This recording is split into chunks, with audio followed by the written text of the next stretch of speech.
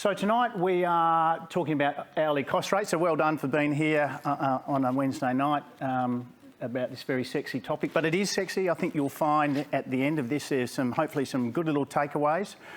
The part of this will finish off, or the large part of this will be on a case study, hopefully try and make it a little bit more realistic and not get embedded in accounting speak that we sometimes can do. But I suppose as an opener, we're finding we look after SME businesses as our main kind of client that we're targeting. And we see a lot in small business where clients either make assumptions about their costing structure, they maybe refer to an industry benchmark, an hourly rate that is somehow set by someone, a competitor, or the representative professional body, or maybe some other means where for some reason it becomes an accepted hourly go-to rate that for some reason everyone just accepts. And I'd like to maybe leave you tonight with the ability to challenge that, or if at the very least to try and assess your own cost structure to see if in fact the rates you may be using are really relevant in terms of trying to generate profit in business. The case study we're going to talk about is someone who thought they were working very hard, very busy, but they weren't making any money and didn't understand why. And I think you'll get some real light bulb moments, hopefully, as we go through. So why would you want to know your hourly rate or your day rate for that matter? If your business provides services, who provides services solely? And then perhaps materials and something else in that. Then you either sell your services by the job or by the project, or you sell the services by hour. In accounting, we're sort of by the hour, but possibly by a packaging of hours in many senses.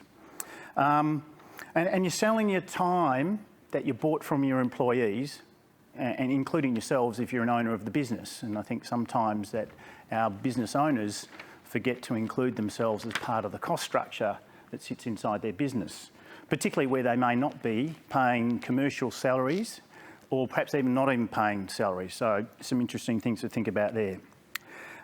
So no matter whether you're selling your time by the hour or bundling the time into a package with materials and selling the package, I think it's important that you want to know actually how much that costs. If you're in the business of selling widgets, it's a much more straightforward process. You buy your widgets, you pay a dollar cost for the widget. It is either on an invoice or it comes out of your bank account. And if you're simply on selling the widget with a margin, you know what your cost structure is and the profit, hopefully, that you're making, because generally you wouldn't sell your widget for something less than you paid for it.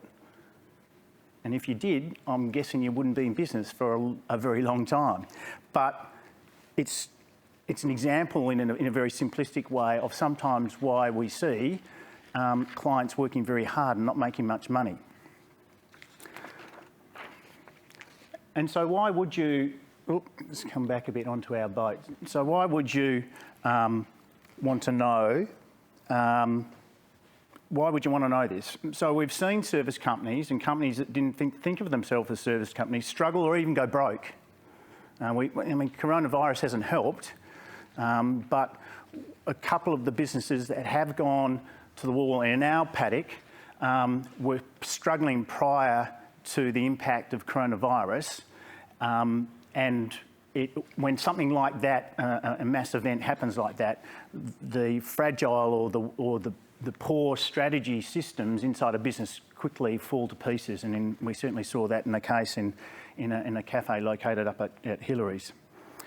And it's probably because they weren't costing their services properly.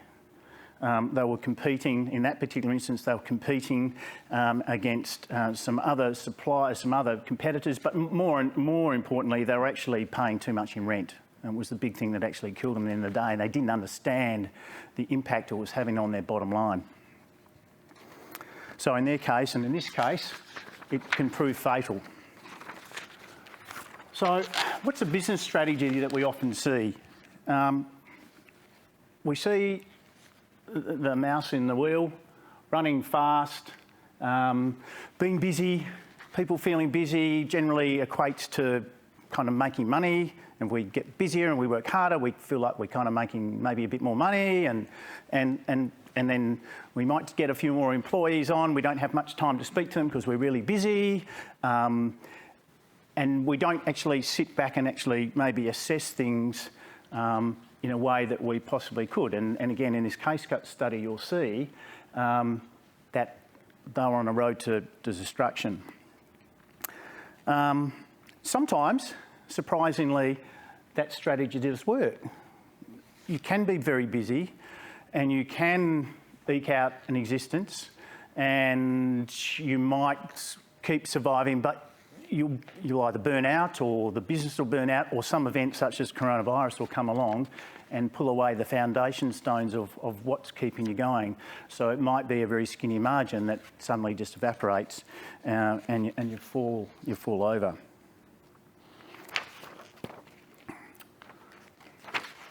So here's a scary thought. If most businesses don't know their costs properly, they're all likely buckling to customer pressure to sharpen the pencil and to discount. And I think we see that a fair bit, maybe even in our own businesses, where to win the business, we sharpen the pencil because it's based on price. And I'm sure we've all experienced that in business. So most of your competitors are probably selling too cheaply as well, which in turn sets this price benchmark in an industry, in a sector, or whatever it might be. Does anyone here think that maybe their industry doesn't charge enough? If so, maybe this is what you're seeing.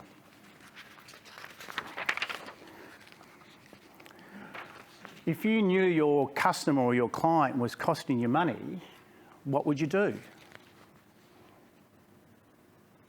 What would you do? Depends on if there's a replacement. Depends what? Depends on if there's a replacement. Depends if there's a replacement. You had a customer come into you and you worked out that this business was going to cost you money. Would you accept the business? No.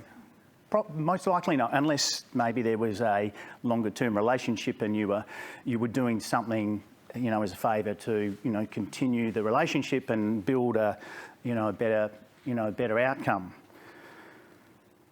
But we can tell you that we're seeing clients who've calculated their costs properly, and here's what happens. And this is, I think, kind of really interesting.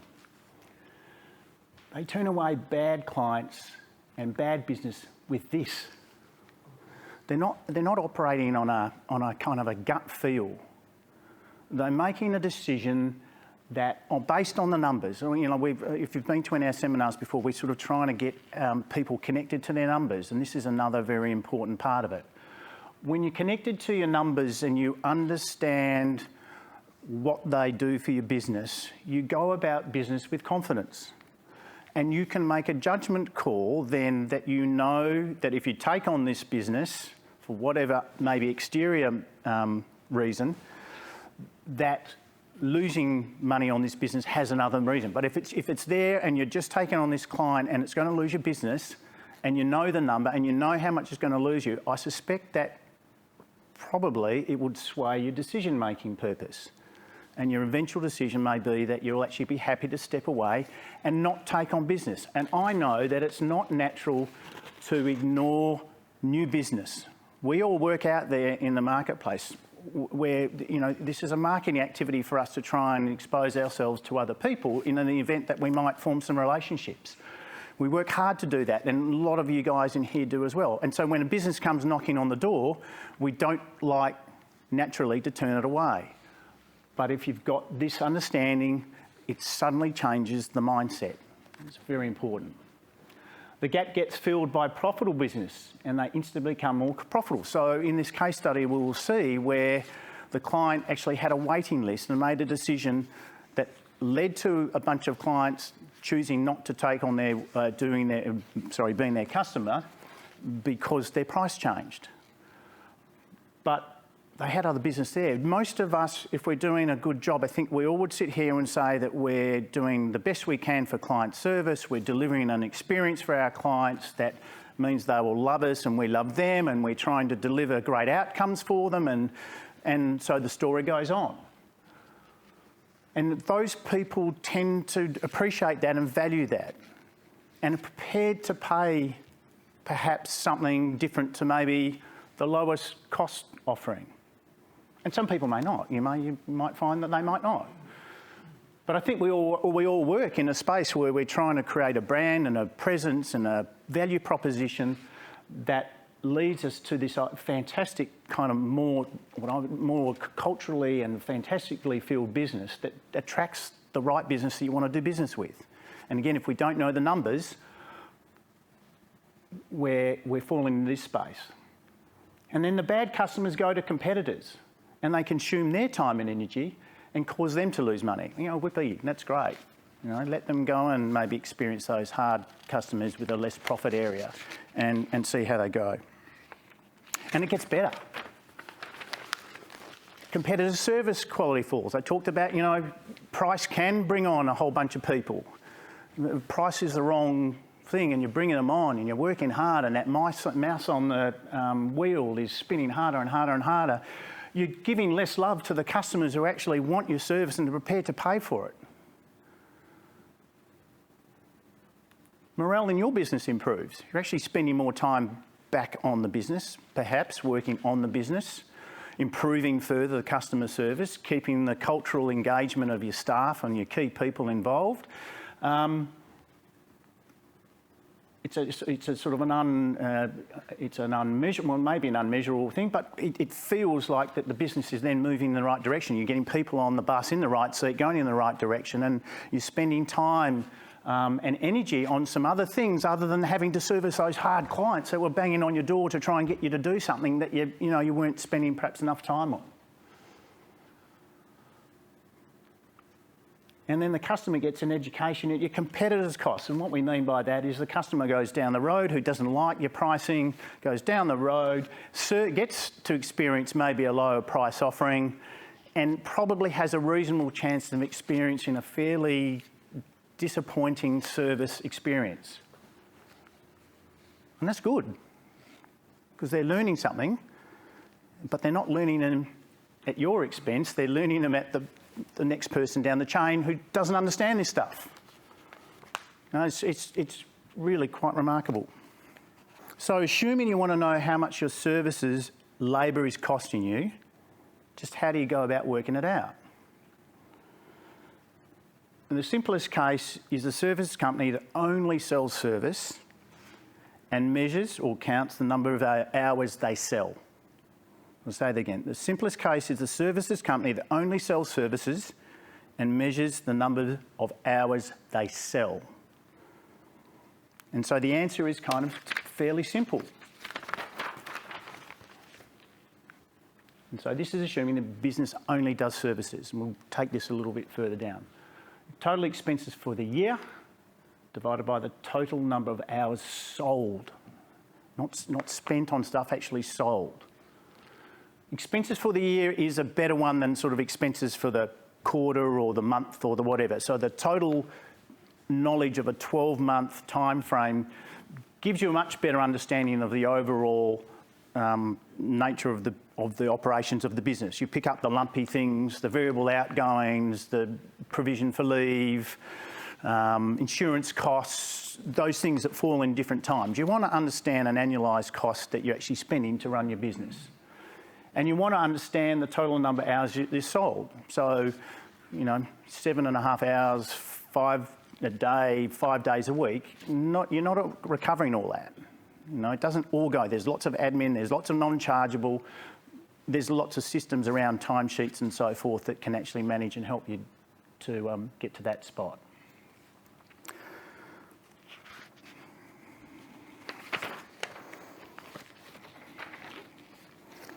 So remember here that we're focusing tonight on cost rate.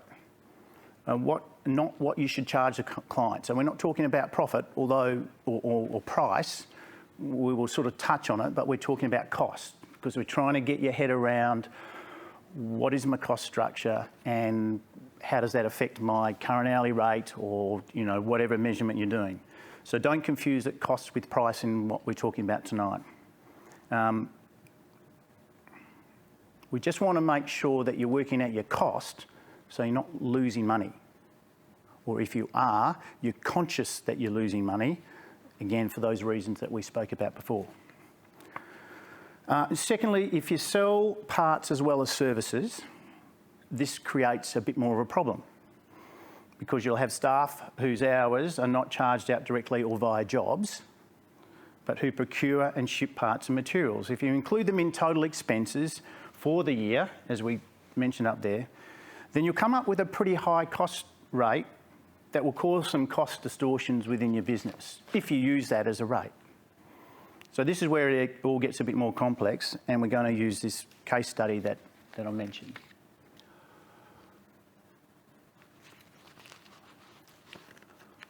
So if we did the numbers based on the formula that we did before, these are real numbers off a business, which is a caravan repair business. If they use that simplistic formula, and they've got some departments which we'll talk about, their total overhead divided by the number of hours that they worked out that they were charging or recovering out of their billing led to a cost of $157.56. Now that was high. The current rate, I think that they had worked out was closer to $90. Yeah, they were charging $90 now, and again wondering why they weren't making any money. Now, this isn't the right number, but it's giving us an indication that $90 is not the number. So, sorry, Helen, just go back again. Now, if this is the cost, is this the price? If it is.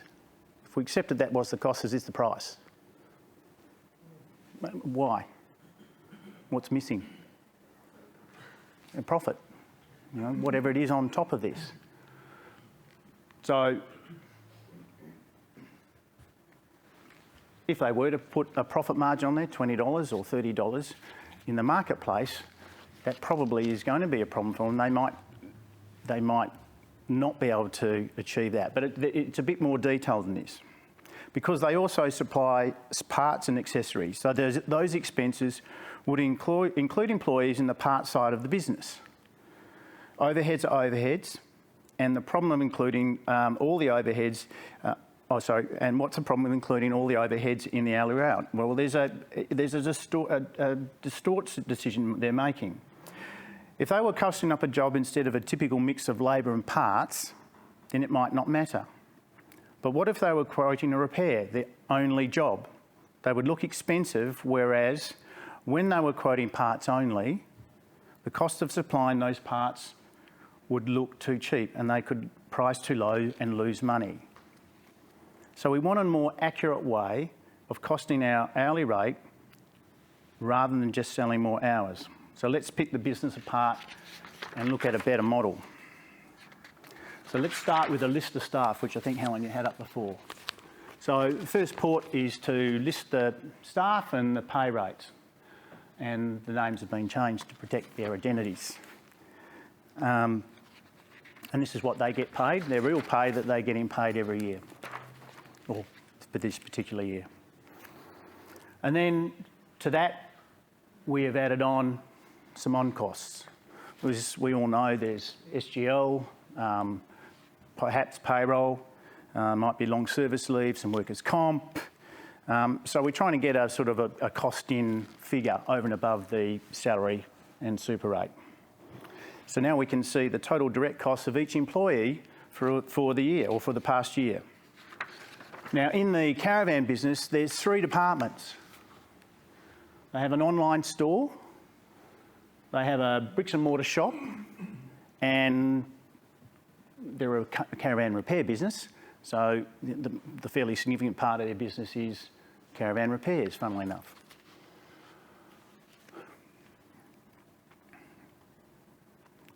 And tonight what we want to look at is we want to know, in the repair department, we want to know the hourly cost rates so that we know if we're quoting jobs profitably. This is where they're generating most of their quotes. I mean, you know, as you would appreciate in a shop, it's a ticket sale arrangement, online and from a store kind of stuff. But some interesting information will come out about that.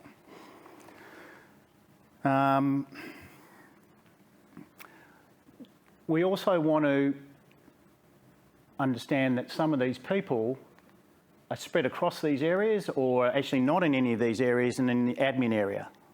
They're fulfilling the front of kind of admin area. They may be the owners of the business that are out there doing the marketing and not doing the hands-on grunt work.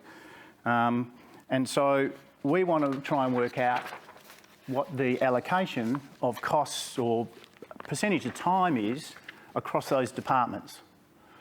Now, this can be done pretty scientifically, or it can be done by a sort of a best guess. I think most people in their businesses would get some concept of who's doing what where. Certainly in this case, very easy to understand that 6 of the people here were involved solely in the trades and repair side of things. The shop had a mix of people, as did the online, and a reasonable amount of people involved in the admin side. Does that all make sense? So then we want to, because percentages are good, but we like numbers and dollars. So then we want to convert what that looks like in terms of the dollar allocations. Again, maths is right. I will say just something, this is a spreadsheet-based thing. For those of us who do spreadsheets, please, rule number 101 on doing spreadsheet is run a check column and double check things add up. We've done it on this side. But we have seen decisions made on spreadsheets that are accepted when the maths is wrong. So just make that if you're doing this sort of stuff, make sure you're doing it. And they all look good and they all look right, and sometimes they're not. So then we get here then wage costs allocated to each of the departments, and in this case also to the admin. That all make sense, people? So let's just hide the staff stuff for the moment and bring it on to the next slide and bring it down a little bit. So we've just brought the bottom line numbers across the departments. In this case, the overheads, non-wage overheads in the business were about 200, and total overheads in this admin area therefore came out at about 374. That makes sense? And of course, you know, it's non-wage overheads, so all your other operating costs that you would you'd see in your P&L, and you'd be looking at these things hopefully monthly with your management accounting. So you'd be right across these numbers and reporting to them. We've also just created the percentage then around FTE, so full-time equivalents. And this, if we just go, I'll just go back 1, 2, sorry. I'm going the wrong way. There.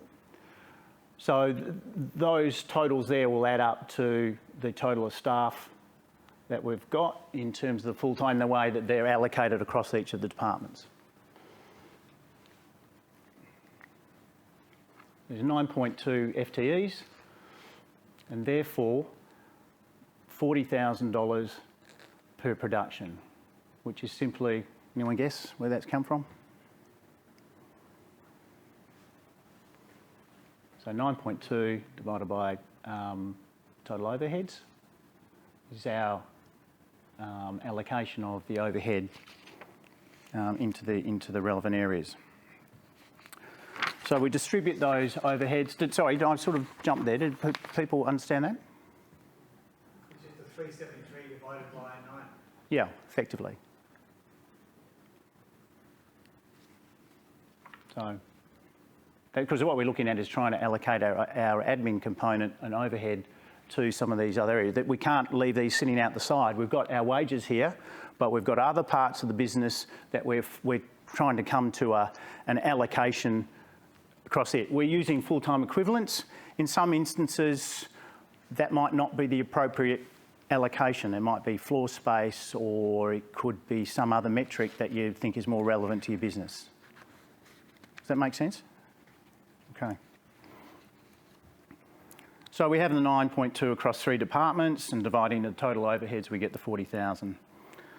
Note there are FTEs in admin, but we can't attribute their costs directly to any departments. That's why we've added them into the overheads, because they're not part of those departments.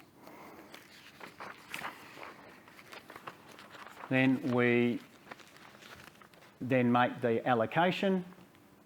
So in this case, 0.6 times full-time equivalent gives us that 24, 2.6, 105, 6, 243. Nice reconciliation, comes out and equals our overheads. Does that make sense?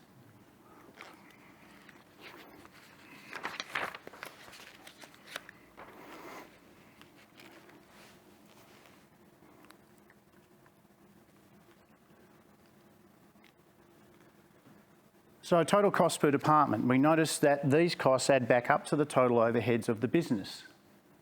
So we're now adding the direct costs in terms of the wages by the department to the allocation of these other costs.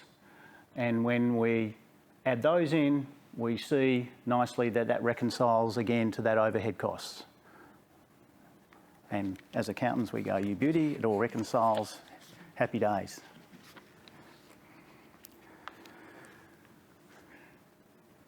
And remember, why are we doing this? We want to know the hourly cost rate of the services repairs department. Okay, that's what we're trying to get to. So the business is planning to do 6,000 of billable hours per year.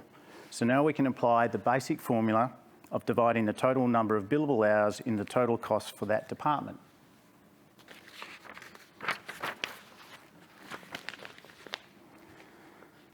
And there we have our average hourly rate cost. Down here, a number that feels more relevant. But remember, what did we say they were charging when I started telling you the story? That was the cost that we got by simply dividing that by 6,000, and now we've allocated it out. What were they doing in real life? What was their hourly rate that they had committed? $90.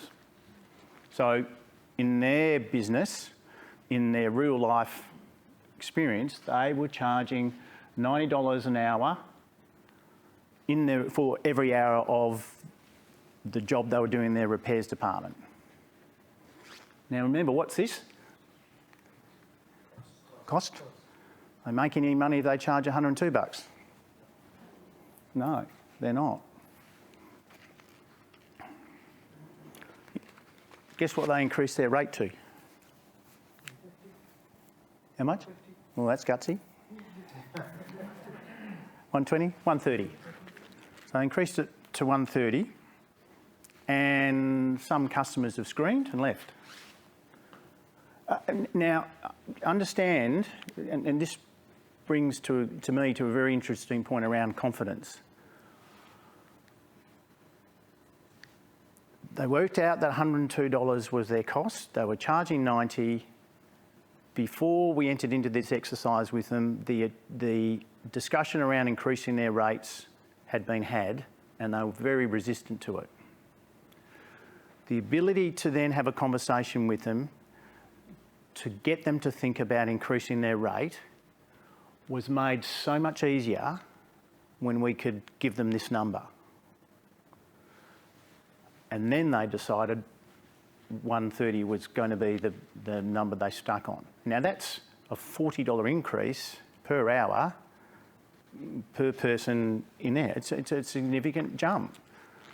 But they didn't resist it. They jumped at it. Now, they could have tried, something a bit less, but they went, no, bugger it, we've been working our asses off, and for a while we're not making any money, and we're getting older, and we want to make hay while the sun shines. And in the caravan business, what do we all know at the moment about the caravan business? Worse than the construction business. More caravans travelling up north and all over the place. So they've got demand. They've got people, screaming, and they can't get to their existing jobs without a 3-month lead time.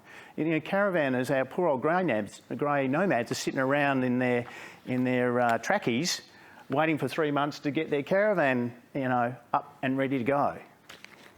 So it was a busy time. But interestingly, the vast majority of their customers stayed. Caravans are, kind of an interesting business. You're dealing with grey nomads. They don't like actually spending money, but they value service. They value a good job. They love their caravans to death. If you look after them and turn their caravan into something better than what it was and fit it out with all the kit and give the after-sales service, they've found that their clients are loving them.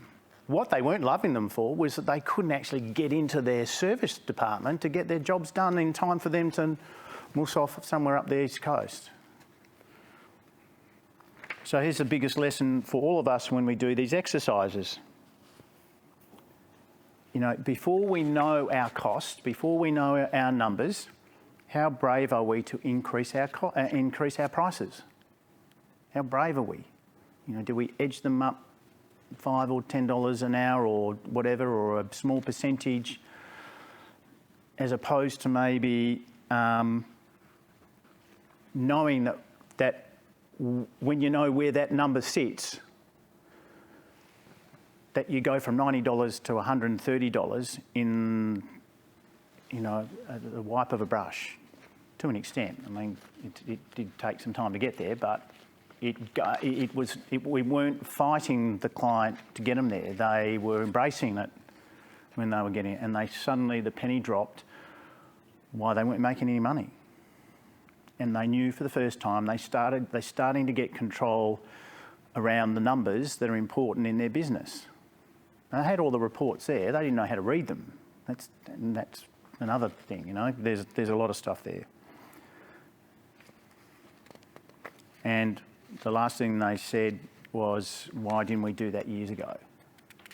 Because we've been working very hard at a low rate for a long period of time, and now's the time for us to make some good money as we head into the sunset.